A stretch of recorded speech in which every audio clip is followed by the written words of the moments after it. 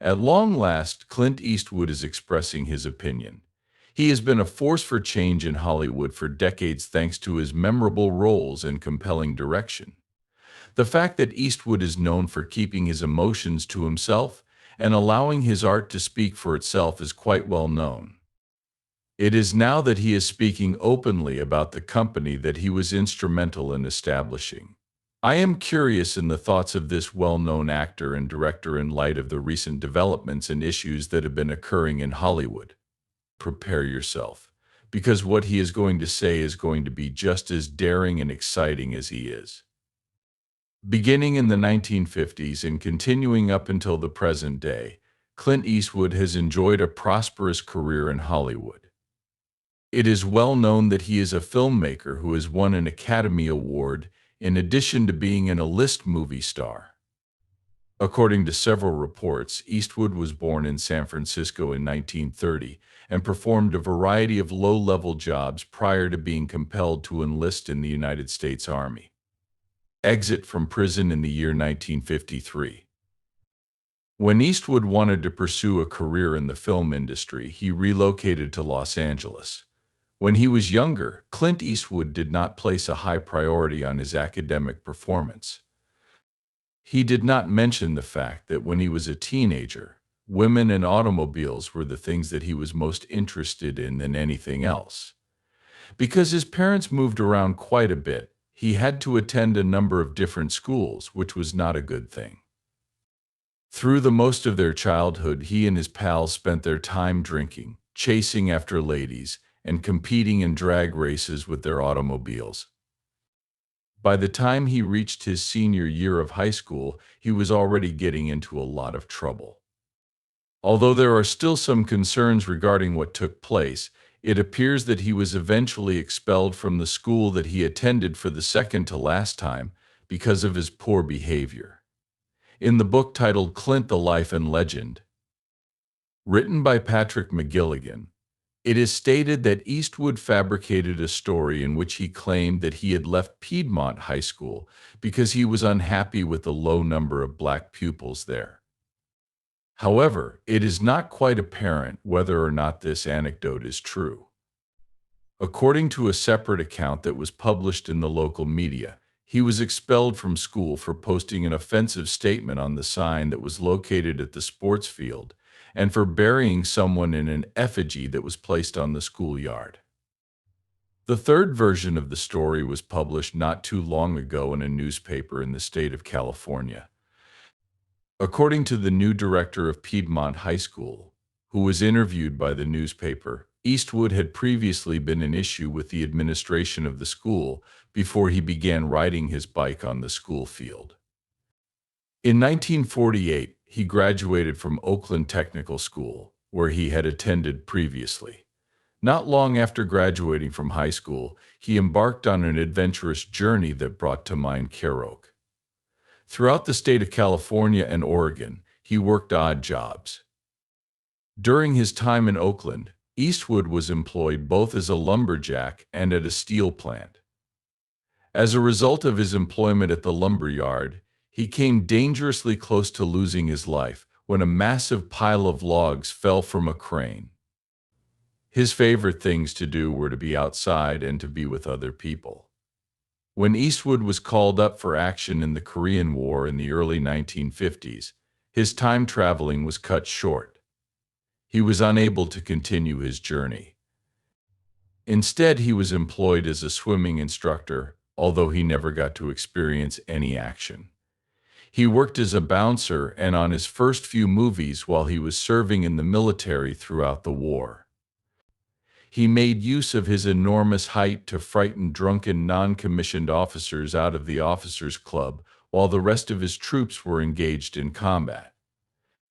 Despite the fact that he had never before been compensated for his professional acting work, Universal Pictures offered him a contract to work for them. Following that, he appeared in a few minor roles until he was chosen to play the role of Cowboy Rowdy Yates in the popular television western Rawhide, which continued to air from 1958 to 1965. After that, Eastwood made appearances in three gritty spaghetti westerns that were produced in Italy. These films were huge hits in Hollywood and provided him with a significant amount of financial success. Over the course of the 1970s, Clint Eastwood emerged as one of the most well-known movie stars, demonstrating his muscularity while simultaneously posing for the camera. Since the release of his debut film, Play Misty for Me, in 1971, Clint Eastwood's films have raked in more than $3.3 billion at the box office, as indicated by the numbers. The company Universal Entertainment signed Clint Eastwood to a deal as a player. A young actress was also employed by Universal at the same period, and she became friends with Eastwood during this time. The two of them would go on to become major celebrities, and Burt Reynolds was one of them. During the years that followed, Reynolds disclosed to Larry King Live that they had both been terminated from their positions at Universal in the same year. According to Reynolds, Eastwood inquired about the reason for his dismissal, and Reynolds responded by saying, according to the actor who would go on to star in Smokey and the Bandit, he was told that the reason was because he was unable to act. As a joke, Reynolds said, I told Clint, you're really screwed because I can learn how to act. The fact that Adam's apple will not disappear. The following time Clint Eastwood worked for Universal, according to Reynolds, he was paid $1 million, which is a significant amount more than the $75 a week that he was reportedly receiving while he was under contract. At the time, he was working for Universal. Since he was a young boy, Eastwood has had a deep appreciation for a wide variety of musical styles. He was born into a family that included some amateur musicians, just like many other musical individuals. When Eastwood was a boy, he remembers drawing replicas of the vocalists he heard on his parents' recordings. His mother and father also played instruments, and Eastwood had the opportunity to listen to them. His favorite musicians were some of the most legendary figures in jazz history, including as Art Tatum and Fat Waller. The decision that Eastwood made to direct the Charlie Parker film, which received a lot of positive feedback, was not made for no reason. Ornith. Eastwood has composed music for a wide variety of films, including but not limited to Honky Tonk Man, City Heat, Heartbreak Ridge, A Perfect World, The Bridges of Madison County, Quay, Absolute Power, True Crime, Space Cowboys, In the Line of Fire, and the song that plays at the conclusion of Gran Torino. Additionally, Clint Eastwood is responsible for writing the complete vocal scores for a number of his films, including that of Mystic River, Flags of Our Fathers, as well as The Changeling and $1 Million Baby, are the titles of these films. In an interview with The New Yorker in 2003, Clint Eastwood discussed how he drew inspiration for his musical compositions from three actors, Tim Robbins, Sean Penn, and Kevin Bacon. These three actors were the most prominent characters in the film Mystic River. Due to the fact that putting them all together resulted in a triangle, he stated that he composed a triad and played the piano with it. And then all of a sudden, I had this idea for a subject that was based on this trio, which is not going to be too difficult. On the other hand, I believe that the music in a movie shouldn't be too difficult to comprehend. Rather of taking precedence over, it ought to offer support. A number of cowboy songs were recorded by Clint Eastwood in the past, when he was still playing the role of Rowdy Yates on the television Western Rawhide. He went into a recording studio to sing on these songs. Clint Eastwood Sings Cowboy Favorites was released by Rawhide in 1963 as a retail companion to the television show of the same name. Among the songs on the album were original compositions like As Rowdy, which was a tribute to his character Rawhide, who drives a cattle car. Additionally, the album featured cowpoke classics such as Don't Fence Me In and Tumbling Tumbleweeds. For example, he sings, "Head them up, move them out. Always on the run, this is only one line. When the sun goes down, I have a few more miles to travel before it is dark." Clint Eastwood has contributed to a number of other country albums in addition to this one. The song "Beers to You" was a collaboration between Eastwood and the R&B superstar Ray Charles, and it was used in the film Any Which Way You Can. Working on Bare Room Buddies, he collaborated with the country music superstar Merle Haggard. Come from the soundtrack of the film Bronco Billy. During the production of the film in the jailhouse, now Eastwood collaborated with the musician Marty Robbins. The character that Eastwood portrayed in Honky Tonk Man was a country musician who was a heavy drinker and was terminally ill with cancer. On May 15, 2024, the Facebook page for America's Last Line of Defense published a joke that included an image of the well-known actor and director Clint Eastwood, along with the words "Clint Eastwood returns all 6 of his Oscars." There is no morality in the Hollywood industry. In the explanation that accompanied the meme, it was said that Eastwood stated that returning the awards was his only choice. "I don't want to be associated with any of the awakened garbage that is talked about in Hollywood." However, this piece was not an accurate portrayal of the events that actually took place in the world. According to the America's Last of Defense Facebook page, the content of its posts has been described as entertainment with satire and parody. Clint Eastwood has had a long and successful career in Hollywood, during which he has worked in a variety of leading roles. Nevertheless, he declined 2 significant roles, that of Superman and that of James Bond. In an interview with the Los Angeles Times, Clint Eastwood stated that he was given a significant amount of money to play the character of Izzo 7 on Her Majesty's Secret Service. This was the only portrayal of James Bond that George Lazenby ever had. As far as Eastwood is concerned, this took place after Sean Connery had already left. The attorney who I collaborated with for Cubby Broccoli approached me and said, "They'd love to have you, but that was someone else's job." I was surprised to hear this. That is the agreement with Sean. I tried to do it, but it didn't make any sense to me. The film adaptation of Christopher Reeve's Superman was released in 1978, and Clint Eastwood, who played the role of Superman, was in his late 40s at the time.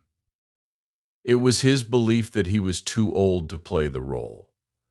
Despite the fact that he did not feel like putting on pants and a cape to portray a superhero from a comic book, Eastwood stated that this was the time when they first considered making it.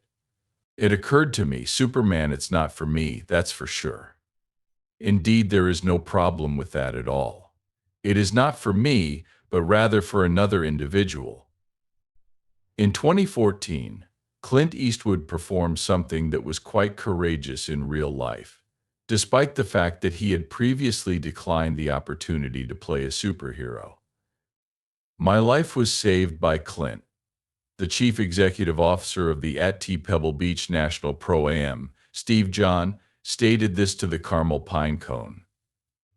It was during John's conversation with high-profile guests and consumption of appetizers at an event that took place before to the golf game that he told them that a piece of cheese became lodged in his throat. Suddenly, he began to choke. John responded by saying, "Clint came up behind me and he knew exactly what to do after that." He stated that Eastwood was the one who instructed him in the Heimlich movement. It is imperative that the cheese be moved out of the way and that John is prevented from choking to death. In an interview with a newspaper, Clint Eastwood stated, "I looked in his eyes and saw that look of panic that people get when they see their life flash before their eyes. This is the reason why he moved so swiftly. Not a good appearance, was it?" According to Eastwood, he shocked John 3 times, and it was sufficient to get it out before it was released. "I then coerced him into drinking a large glass of water that had a significant amount of lemon juice squeezed into it." Winner of the Tony Award, Clint Eastwood, who also won an Academy Award, directed the film. In the film Sully, which was released in 2016, Tom Hanks played the role of Chesley Sully Sullenberger, an airline pilot who made an emergency landing in the Hudson River after both engines of the plane he was flying failed after flying through a flock of birds. According to the film, Sully is about his experience. During an appearance on The Graham Norton Show in 2016, Tom Hanks stated that working on a Clint Eastwood film was unlike any other film he had ever worked on before. According to Hanks, Eastwood handles his players like horses for this reason, which brought back memories of his time spent working on Rawhide. According to Hanks, whenever a director would cry action out loud on the television western, all of the horses would flee in the opposite direction. According to Hanks, this is the reason why you don't even realize the camera is rolling when you're in a Clint Eastwood movie and you hear, "Okay, go ahead." On occasion, you engage in some fairly sexy activities and continue to do them until he tells you to stop. That's enough of that from me. According to Hanks, even though Eastwood is a well-known actor, the way that he directs movies is so terrifying that it makes him want to die. In addition to being a tyrant, he was frequently observed going over the bounds of acceptable behavior.